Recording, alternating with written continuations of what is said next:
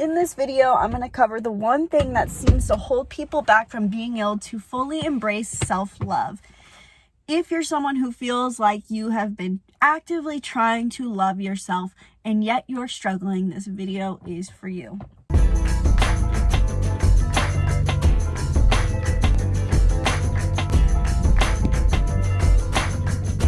Welcome back to the Be the Hero channel. I'm Isabelle and I help you understand who you are. Now, before I dive into today's self-love discovery, make sure you hit the link in the description below to book a reading where we dive deep into your unique personality combination, including your astrology, your Enneagram numerology, and more, so that you can understand how to love yourself and how to get the things you want in life. If you are struggling with self-understanding, if you have been facing really big hurdles that you don't know how to overcome, or if you're feeling that you have a sense of, I don't know where to go in life, these readings are perfect for you. So book in the link in the description below. Quick note, I do this anytime I make something new. How cool is this new crochet sweater I made? I was super psyched on it, so I just wanted to share it because I was really excited. But I can also see it for the first time in the reflection of my camera. And the first thing my sister and brother said is, you look like a literal piñata. So I feel like a piñata now that I'm seeing myself on camera. But I wanted to talk about self-love because in my recent video, that was about dating more so. But, you know, every concept comes back to self-awareness, because the key to understanding any area of your life is to understand yourself. But I was doing a video on dating specifically. And I mentioned something about self-love that I felt like was really key for me, and I often forget.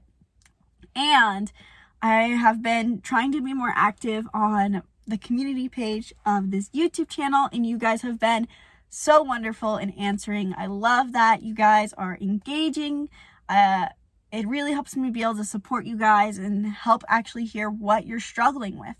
And I've noticed that you guys have said a lot about relationship struggles, but more importantly, your relationship with yourself.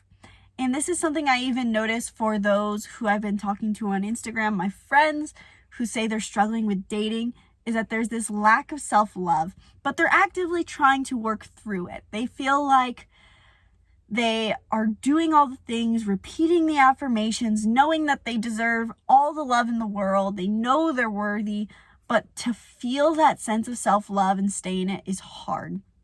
And I know that's something I struggle with, especially because, you know, even this morning I was having a talk with my business partner / mom about work, and I can't help but have these feelings of not even that she doesn't love me, but that how hard it is to maintain a sense of, you're doing the right thing, I am worthy of the success. Even just a lack of love in my physical body. It's hard to maintain anytime I get off track in life, or especially when I make mistakes, quote unquote mistakes, because I believe everything happens for a reason, yet I still feel as if I failed often. So my own inner critic is something hard to deal with, and especially when I've gone through tough relationship, any kind of relationship actually, friendship rejections, relationship ending or rejections, I can't help but always feel that I am unworthy in some way, and that I've failed, and that I've done something wrong as a person, and it's really hard to forgive myself, which is a hard part of self-love. So with that in mind, self-love is something I've had to really work on, and I feel like the phrase self-love gets thrown around a lot, which makes me feel less inclined to work on it, because it sounds like some massive eye roll thing that girls who wear Lululemon and drink their iced coffee say that we should do. But, you know, loving yourself is just a basic concept that is hard for us to embrace, including me. So I wanted to share the thought I had once again in yesterday's video, and I've been sharing, but not in its own video. So I wanted to share it in its own video and talk about how I apply this insight into actually practicing self-love better. I think, and from my experience, the reason we struggle with self-love is because we think we must love feel a sense of love for ourselves all the time. We think of self-love as just the feeling we're supposed to create, love the self-love, and we don't think about what it truly means to actually embody that. And Matthew Hussey, I think that's his name, said it really well in Lewis Howes' podcast, The School of Greatness, how when we love ourselves, sometimes we don't even like ourselves. I'm paraphrasing here, but he basically got at the concept that loving yourself is to take care of yourself, to do the things you would do for someone you love. Think about it as if you have a child. What do you maybe constantly feel if you have a child that, oh, I just love you so much because you're this or because you did this. No, it's just their objective value. It's my child. And we're supposed to take that approach to ourselves. But for me, that even more implies that really that was a huge truth for me, because I often feel disappointed in myself, which I know is not necessarily in a way something healthy, but it is human. I feel like I fail often, and I'm hard on myself for any mistake I make, anytime I lose myself, because I lose myself often. And so I often, in a way, just don't like myself. But to love myself is to accept that that is not always going to be the case, accepting that I'm not going to like myself. And especially because as a human being with values, when we fall short of those, or when I fall short of those, of course I'm going to be disappointed in myself. But that doesn't mean I don't love myself. Just as I may oftentimes, I know in relationships, but even in friendships, there are going to be times when a person I know will do things that I don't necessarily approve of or are not my favorite thing. But that doesn't mean I suddenly don't love them. There's going to be different values that other people hold. And if I could take some of that mentality to my own self, it would be a huge game changer. So first key point I'm trying to make here is to love yourself is to not always feel like you like yourself. You don't have to necessarily always feel that you like yourself in order to love yourself. Loving yourself is not just a feeling. It is a dedication, so to say. So for me to love myself, a part of when I realize in my life, the key points, if I look back on my life, the key moments I can realize I wasn't loving myself is when I've abandoned myself. And what it means to abandon myself is to not be my authentic self, not take care of myself, and not push myself towards the things I'm worthy of or the goals I have. And I think that is a part of self-love that is potentially under touched on. Because my mom was talking to a friend of hers was saying how I know I need more self-love. And I think that's why it's hard for us to practice self-love, is that it seems so non-linear. It just seems like we're supposed to feel into our heart space and feel a sense of love. But really, to love ourselves means to take care of ourselves, do the things we need to do. So think for a minute on, if you're struggling to love yourself, imagine, I guess, that you're a child. And how would you take care of your child self? Not even just your inner child, but what do you need? So I'd do like the 4 key points I covered. What do I need to be mentally, physically, and emotionally taken care of? This probably includes feeding yourself, nurturing your physical body, pushing your physical body to be healthier, journaling, crying it out. I know that's a big one for me.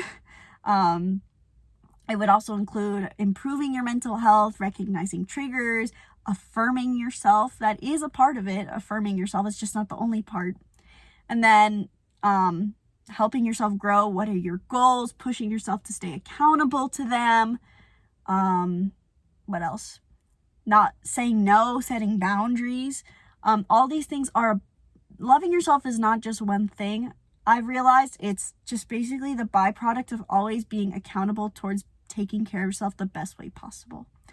So doing all these things is what it means to love yourself.